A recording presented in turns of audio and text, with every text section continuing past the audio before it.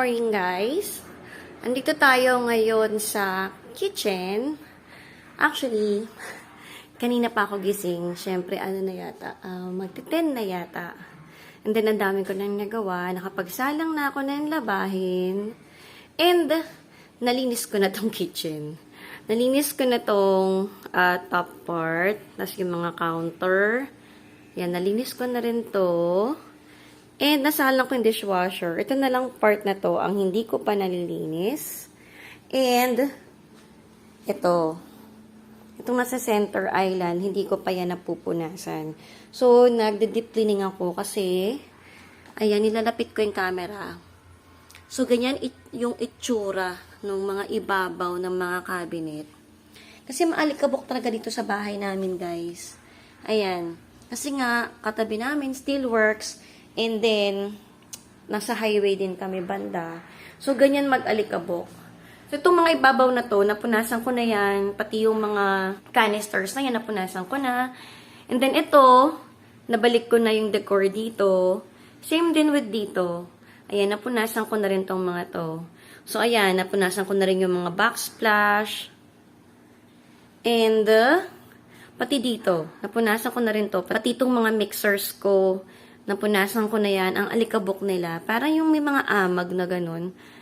Ganun katindi yung alikabok dito pag hindi ka talaga nagdinis.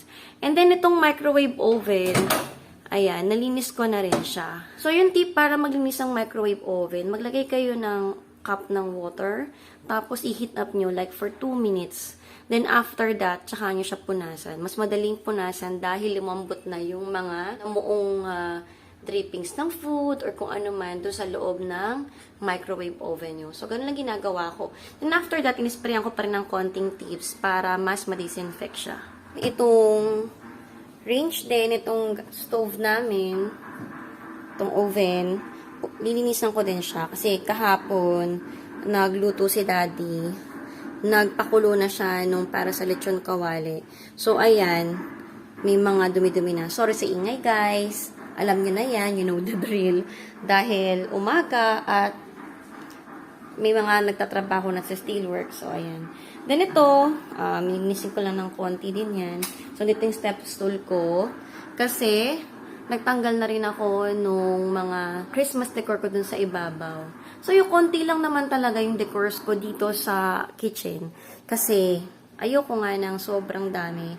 Alam niyo naman, kahit parang ang dami kong gamit, gusto ko pa rin minimal lang talaga. Hindi naman ako totally sobrang minimalist, pero gusto ko medyo minimal yung mga gamit namin sa bahay para madali ring linisin. Then, ayan, nakasalang na yung sa dishwasher. 3 hours to bago natatapos. 3 hours and 25 minutes. So, ayan, may 1 and 18 na ako. So, ganun nakatagal na akong nandito sa kusina na nagliligpit. So, ayun na nga ito. So, i-reorganize ko to ng konti. And then, ito yung sobrang kuskusan. Actually, sayang, hindi ko nga na-vlog kanina yung pagliligpit ko, paglilinis ko dito sa may part na to. Ayan. Wala lang. Kasi minsan talaga, ganun yung gusto ko. Yung naglilinis lang ako ng hindi ko kailangang isipin na iba-vlog ko siya. Medyo hindi ako happy dito. Dati meron ditong dalawang maliit na parang faux na plant. So, hindi ko lang kung gusto ko ibalik kasi isa na lang yun eh. Ito yung itsura ng gitna pa rin.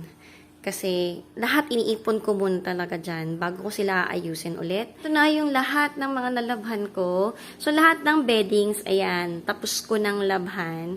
Siyempre, nagpalit sa mga rooms. So, yan yung kasunod talaga, labahin. So, lahat yan, nalabhan ko na. And, punta tayo dito. So, ito naman yung pantry. Nasa side track ako, pag may nilalagay ako dito, nililigpit ko din siya. So, pinapaalala ko sarili ko, hindi ka pa dito, hindi ka dito pat maglilinis. So, ayan siya. Walang ilaw. Kasi bukas yung ilaw dito, kaya hindi siya nag-iilaw ng kusa. Naka-sensor kasi itong ilaw ng pantry. And then, ito na yung sala. So, ito na, naka-ready na yung mga lalagay ko dito sa sofa. Nagrepat ako ng plant ko. Gusto ko talaga yung punong-puno sapat. Yung parang lush na lush yung itsura niya. So, ayan, nirepat ko to. Pinagsama ko na lang siya sa isang pot.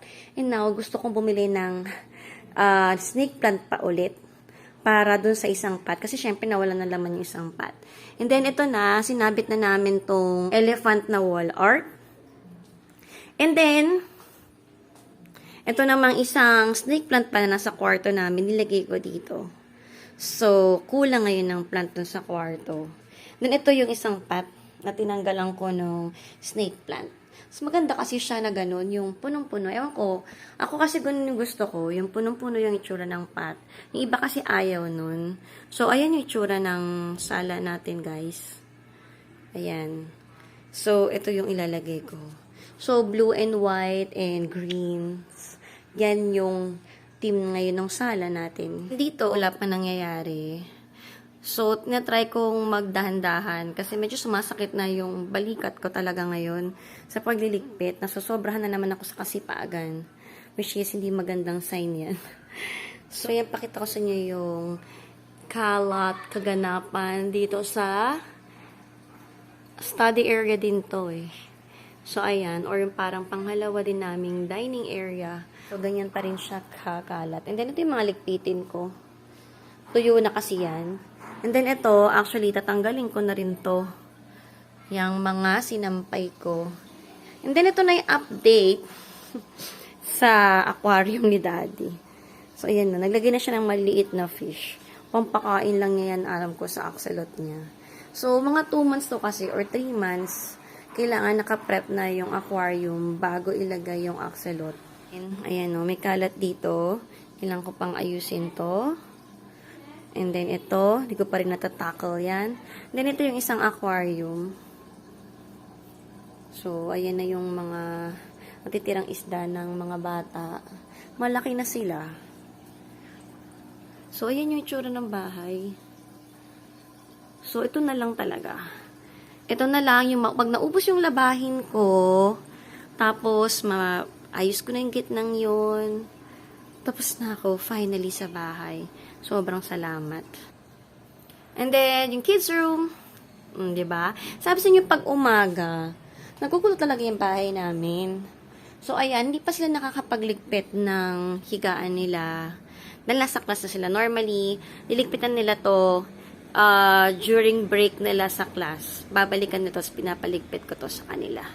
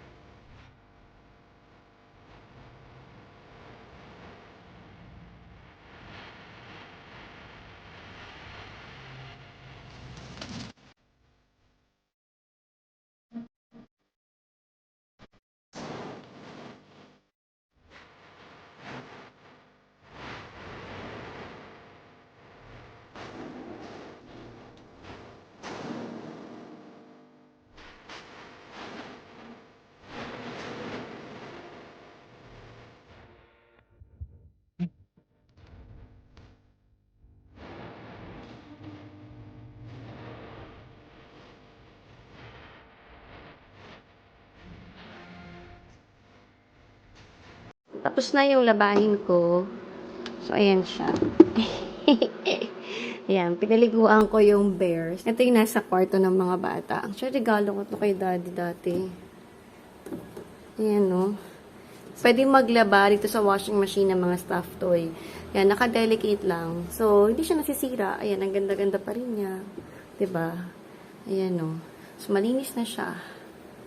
So, sampay na natin siya, guys. Ito natin siya sasampay. Ayan. Sabit siya dyan. So, ayan na, nakasampay na si Bear. And, ayan na lang ang drying rack dito. Ito na yung mga nakasampay kanina. Comforter pa lang, tsaka bedsheet ang naligpit ko. Pero yung ibang nandyan, hindi pa nakaligpit yan. Nilagay ko lang sa basket. So, ayan na dito. Maluwag na ulit. Nasa sidetrack ako kasi tumunog nga yung labahin. And then, kailangan kong isampay ito. Tapos, hindi ko pa tapos yung sa kusina. So, yung sa center island na lang yung gagawin ko sa kusina. And then, vacuum na lang. And then, tapos na. Tsaka map, siguro, kasi kailangan na mag-map ng konti. Sa kusina lang, yung buong bahay, hindi na muna ako magmamap. Baka vacuum lang ko.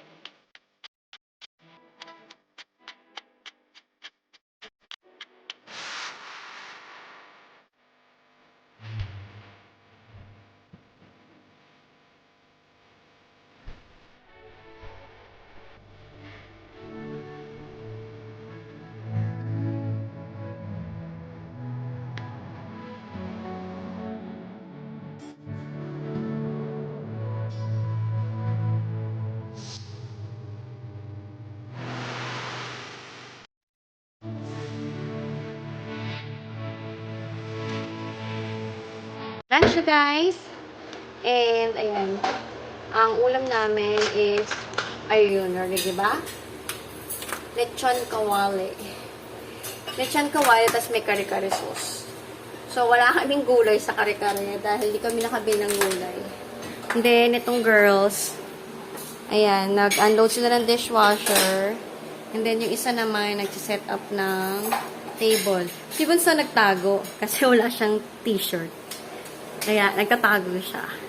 So, ayan, kakain muna kami. Tapos ko nang linisin yung sa Center Island.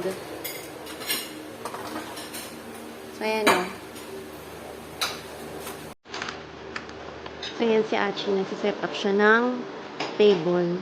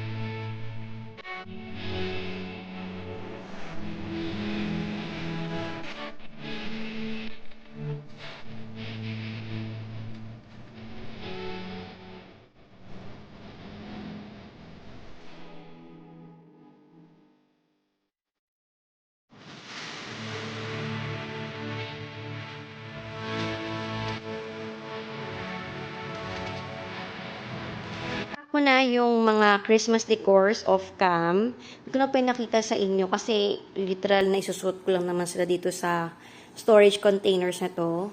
So, ayan. Nilagay ko lahat dyan ng mga figurines. Tapos, itong mga ganito, yung mga malalambot, ginilid-gilid ko or pinagitan ko para hindi magkadikit-dikit yung mga figurines at di sila mabasag. So, pupunta to sa storage area. Tapos, ito pa yung iba. And ito na yung wreath ko, Christmas wreath ko. Ito yung Santa Claus na may lamp. And then, ito yung wall art na Santa na window. So, ayan na siya. So, for storage na siya. Yung isang parang Christmas tree ko maliit, nakatago na. Tsaka yung nakalagay dito na candle holder. Ayan, nakatago na rin yun. Na-keep ko na yun. So, ayan na itsura dito. O, diba? Si Bear na lang na nakasabit na nakasampay. Makiklaim ko na ulit itong sala ko. Ayan, babalik siya sa maayos na. So, ito na, papalipat ko na lang to kay Daddy doon sa storage area.